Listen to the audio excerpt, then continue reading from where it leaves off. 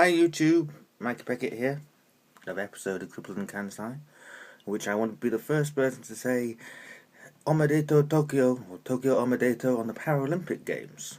Yes, 2020 also means that Tokyo gets the Paralympic Games, and I'm generally quite excited about the Olympics in general terms for Tokyo being a resident here in Japan, but particularly excited about that.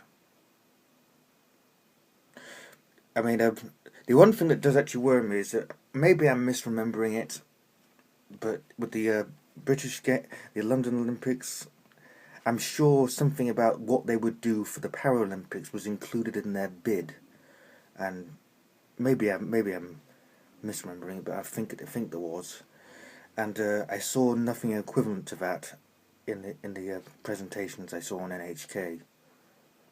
Having said that, I often felt that London missed an opportunity when they did London 2012 because, well, they didn't use it as an excuse or as a reason to create better access on the London Underground. You know, the London Underground is notoriously bad for outside of major tourist spots.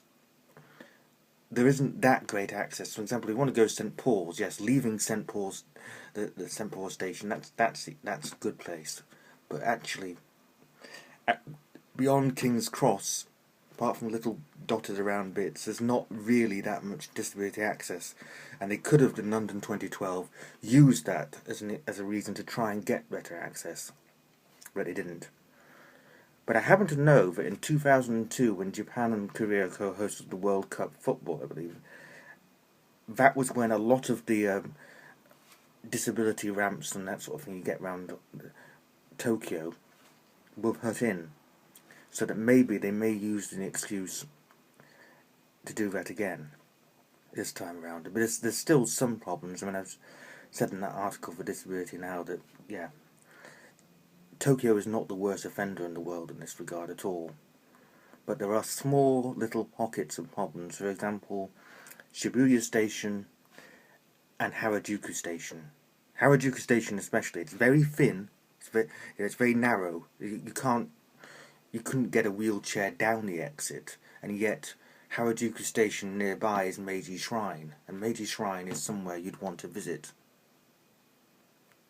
So I'm really hoping that they will do something about that. Shibuya Crossing, again, similar thing.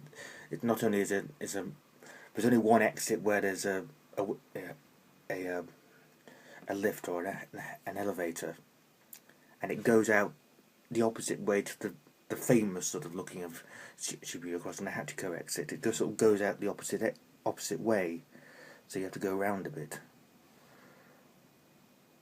I do hope that Tokyo thinks about this actually, because I said London, it was amazing, and they put a lot of effort into the actual, the Paralympics opening ceremony and closing ceremony was actually pretty amazing. But yeah, the access issues, it's something that they could really do something about, and it would be a really good thing if they did it. So I'm really hoping they do, because disabled people will come out for Paralympic Games. It's going to be curious, as I said. Shibuya Crossing is not going to suddenly look at like an episode of The Walking Dead with people in wheelchairs and limping all the way. But yeah, there's going to be more than usual. It's not going to be enough, for example, that every train has basically one or two cars which has near a disability ramp. And by the way, why is the disability ramp always far away from where the elevator is? Except on the Osaka monorail, of course, they're not going to be worried about that. The games are in Tokyo. So, we'll see.